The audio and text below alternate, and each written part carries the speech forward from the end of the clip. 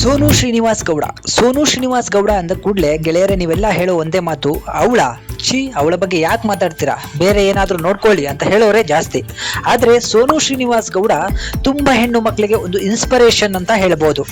ಏನೋ ಒಂದು ಕೆಟ್ಟಗಳಿಗೆ ಅಥವಾ ಏನೋ ತನ್ನ ತಲೆಗೆ ಏನು ಬರದೇನೆ ಏನೋ ಒಂದು ವಿಚಾರ ನಡೆದು ಅವಳಿಗೆ ಇಡೀ ಕರ್ನಾಟಕವೇ ಅವಳ ವಿರುದ್ಧವಾಗಿ ನಿಂತು ಇವತ್ತು ಧೈರ್ಯವಾಗಿ ತಾನು ಕಟ್ಟಿರುವಂತಹ ಸಾಮ್ರಾಜ್ಯದಲ್ಲಿ ಅವಳೇ ರಾಣಿಯಾಗಿ ಮೆರೆದಿದ್ದಾಳೆ. ಹೌದು, ಈ ಹಿಂದೆ ನಿಮಗೆ ಗೊತ್ತಿರಬಹುದು, ಸೋನು ಶ್ರೀನಿವಾಸ್ ಗೌಡ ಅವರ ಒಂದು ಪ್ರೈವೇಟ್ ವಿಡಿಯೋಗಳು ವೈರಲ್ ಆದಾಗ ಅವರ ಬಗ್ಗೆ ಹಲವಾರು ಟ್ರೋಲ್ಗಳು ಆದವು. ಹಾಗೆ ಅವರನ್ನ ನೆಗೆಟಿವ್ ಆಗಿ ಸಿಕ್ಕಾಪಟ್ಟೆ ಜನ ವಿಡಿಯೋದಲ್ಲಿ ಬೈದಿದ್ದನ್ನು ನೀವು ನೋಡಿರ್ತೀರಾ. ಆದ್ರೆ ಅದನ್ನ ಯಾವುದಕ್ಕೂ ಕೂಡ ತಲೆಗೆ ಹಾಕೊಳ್ಳದೆ ತನ್ನದೇ ಆದ ರೀತಿಯಲ್ಲಿ ಯೂಟ್ಯೂಬ್ ಬ್ಲಾಗ್ಸ್ ಗಳನ್ನ ಮಾಡಿಕೊಂಡು ಇವತ್ತು 5 ಲಕ್ಷಕ್ಕೂ ಅಧಿಕ ಮಂದಿ ಫಾಲೋವರ್ಸ್ ಗಳನ್ನ ಹೊಂದಿರುವಂತಹ ಸೋನು ಶ್ರೀನಿವಾಸ್ ಗೌಡ ಈಗ ಒಂದು ಸಿನಿಮಾದಲ್ಲೂ ಕೂಡ ಆಕ್ಟಿಂಗ್ ಅನ್ನ ಮಾಡ್ತಿದ್ದಾರೆ. ಅಷ್ಟೇ ಅಲ್ಲ, ಒಂದು ಕಂಪನಿಗೆ ಇವರು ಬ್ರ್ಯಾಂಡ್ ಅಂಬಾಸಿಡರ್ ಆಗು ಕೂಡ ಆಯ್ಕೆ ಆಗಿದ್ದಾರೆ.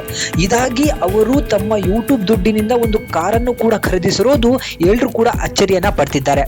ಆದ್ರೂ ಕೂಡ ಇಷ್ಟೆಲ್ಲ ದುಡಿಮೆಗಳನ್ನ ಇಟ್ಕೊಂಡಿರುವಂತಹ ಸೋನು ಶ್ರೀನಿವಾಸ್ ಗೌಡನಿಗೆ ತುಂಬಾ ಜನ ನೆಗೆಟಿವ್ ಕಮೆಂಟ್ ಗಳನ್ನ ಹಾಕ್ತಾ ಇದ್ದೀರಾ. ಅದೇನಂತ ಹೇಳಿದ್ರೆ, ನೀನು ಯಾರ ಜೊತೆಗೆ ಮಲಗಿ ಈ ದುಡ್ಡನ್ನ ಮಾಡ್ತಿದ್ಯಾ, ಹೇಗೆ ಇಷ್ಟೆಲ್ಲ ದುಡ್ಡನ್ನ ಮಾಡಿದೆ, ಹಾಗೆ ಹೀಗೆ ಅಂತ ನೆಗೆಟಿವ್ ಕಮೆಂಟ್ ಗಳನ್ನ ಹಾಕ್ತಿದ್ದೀರಾ. ಆದ್ರೆ ಇವತ್ತೆಲ್ಲದನ್ನು ಕೂಡ ತುಳಿದು ಮೆಟ್ಟಿಲುಗಳನ್ನ ಮಾಡಿಕೊಂಡು ಮೇಲೇರುವಂತಹ ಇವತ್ತು ಸೋನು ಶ್ರೀನಿವಾಸ್ ಗೌಡ ಒಂದು ಐಟಮ್ ಡ್ಯಾನ್ಸ್ಗೆ ಸೆಲೆಕ್ಟ್ ಆಗಿದ್ದಾರೆ ಕನ್ನಡ ಸಿನಿಮಾಗೆ. ಆ ಸಿನಿಮಾದ ಹೆಸರು ಬಂದು ಕೆ ಅಂತ ಹೇಳಿ. ಕೆ ಸಿನಿಮಾದಲ್ಲಿ ಐಟಮ್ ಡ್ಯಾನ್ಸ್ಗೆ ಸೆಲೆಕ್ಟ್ ಆಗಿರುವಂತಹ ಸೋನು ಶ್ರೀನಿವಾಸ್ ಗೌಡ ತನ್ನ ಶೂಟಿಂಗ್ ಅನ್ನ ಸಂಪೂರ್ಣ ಮುಗಿಸಿದ್ದಾರೆ. ಈ ಒಂದು ಸಾಂಗ್ ಅನ್ನ ಸೋನು ಶ್ರೀನಿವಾಸ್ ಗೌಡ ಅವರ ಒಂದು ಬರ್ತ್ಡೇ ದಿನ ರಿಲೀಸ್ ಮಾಡಲಿಕ್ಕೆ ಚಿತ್ರತಂಡ ನಿರ್ಧರಿಸಿದೆ. ಸೊ ಇದ್ರ ಬಗ್ಗೆ ನಿಮಗೆ ಅನಿಸುತ್ತೆ ಅದನ್ನ ದಯವಿಟ್ಟು ಕಮೆಂಟ್ ಮುಖಾಂತರ ತಿಳಿಸಿ.